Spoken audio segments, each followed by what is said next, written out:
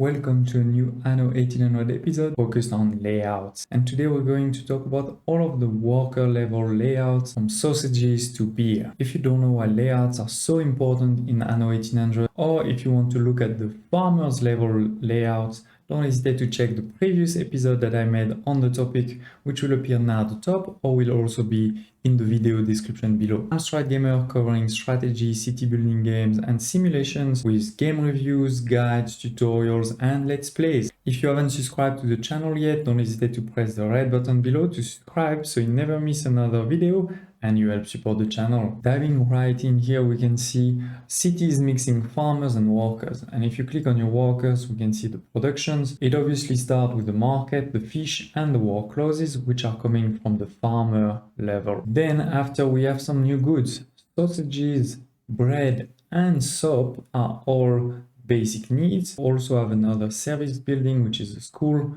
which you can see here. And then on the happiness tab, you have the schnapps and the pub from the farmer level, but you had the church and the beer. So we're going to talk about the beer, the church being this building here, another service. Let's talk about the first one, sausages. Sausages are produced in the slaughterhouse that you can see here. See some sausages lying around. And to make those sausages, we need pigs coming from the pig farm that you can see here, which is a normal animal farms with a main building and some modules. In this first episode, we're not going to talk about layouts with silos or tractors, but don't hesitate to put in the comments below if you're interested in me covering that in a later episode. Both of these buildings have a production cycle of 1 minute, so you basically can have exactly the same number. And in this layout that I want to propose to you, we have 4 of each, with the warehouse in the middle. Of course, depending on your production, you may need to improve it. And as with all the other layouts that I propose to you, this is a rectangle so that you can press copy,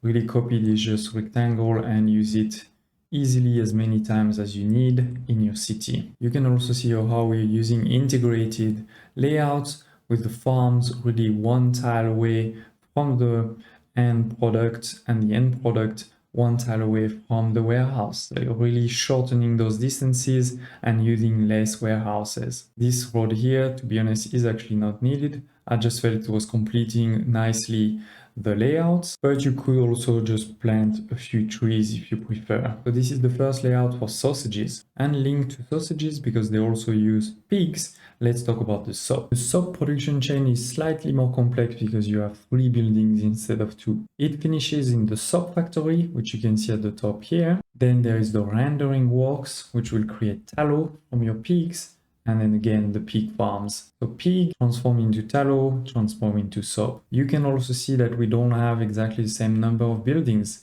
because the soap factory actually has a production cycle only of 30 seconds, while the rendering and the pigs are at 1 minute.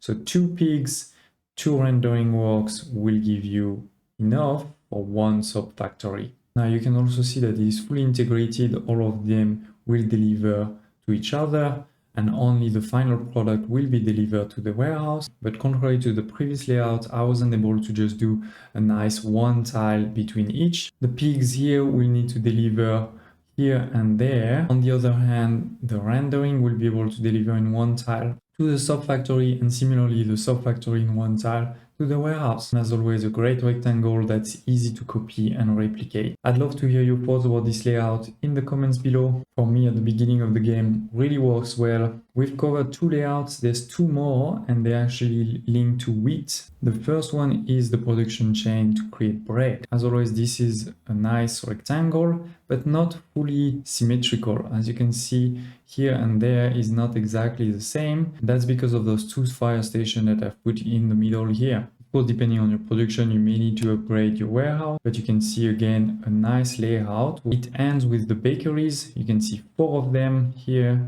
which are 1 tile away, as always, from the warehouse to be able to deliver very quickly. Bread is made from flour, and you can see 2 flour mills in the middle here. They are also strategically placed between the bakeries so that they can deliver in 1 tile to the bakeries. And then to make the flours, we actually need grain on the grain farm. Once again, these 2 are strategically placed next to the flour mill so that they can deliver in 1 tile to the flour mill on that side and on this one on that side. Bakery is 1 minute, the flour is actually only 30 seconds, and the grain farms 1 minute. So it's 2 grain farms for 1 flour mill for 2 bakeries.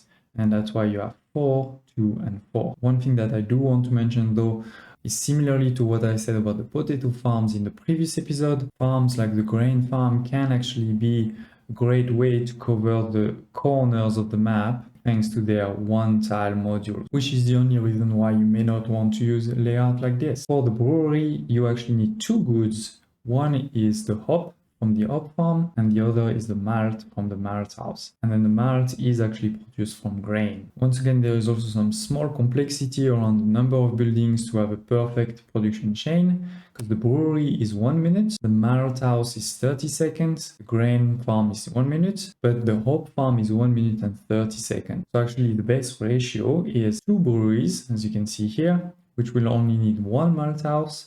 The 1 malt house will need 2 grain farm, and then you'll need 3 hop farm. In this rectangular layout, you can also of course fit a warehouse, but also a fire station. Here again, I think it's pretty much impossible to only have a 1 tile delivery distance, but we're pretty close. The 2 breweries have a 1 tile to the warehouse. The 2 grain farms are also very close to the malt house. On the other hand, because the malt house will need to provide to both breweries, it can't really be 1 tile, but it is pretty close, right? It is in the middle, so strategically placed. And then the 3 hop farms will need to deliver to the 2 breweries. So it's easy for this one. It's 1 tile for this one. It's 1 tile for that one, but just for this one, it needs to deliver on both sides. So this one will need to work a bit longer, let's say. If this episode has been in any ways useful or entertaining for you, I'd love for you to press the like button so that the YouTube algorithm knows to share this video with more Anno fans out there. Also, don't hesitate to share in the comments below any thoughts that you may have about these layouts or any other layouts in the game, and stay tuned for more layouts